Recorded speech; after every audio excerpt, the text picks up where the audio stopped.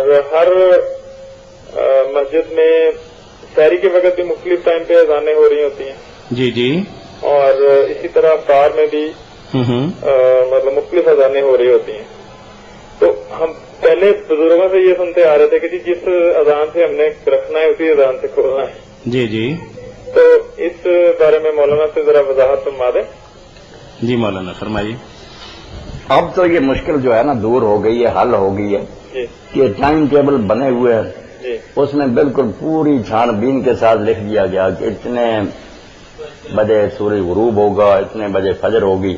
جی. اب لوگوں نے سہیل صاحب جو ساتھ احتیاط میں لا لی ہے، لکھتے سارے ٹائم ٹیبل سب کے، بریلوی حضرات کے دیکھیں، دیوبندیوں کے دیکھیں، ایک ہی ہے کہ مغرب اتنے بجے 9 سیکنڈوں پر ہوگی.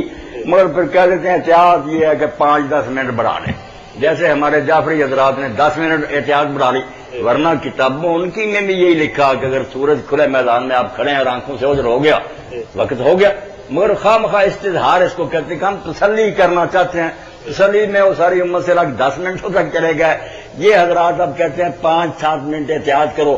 احتیاط کی کیا بات ہے جب اللہ کے رسول نے کہا کہ اللہ کو سب سے پیارے بندے وہ ہیں جو افطار کرنے میں جلدی کریں. جب ٹائم ٹیبل بتا رہا ہے کہ سورج غروب ہو گیا فوراً کریں. احتیاط کی کیا بات. تو آپ ٹائم ٹیبل دیکھا کریں، ان اذانوں کو چھوڑے. اذانیں تو یہ کہتے ہی رہتے ہیں. جی بہت شکریہ مولانا.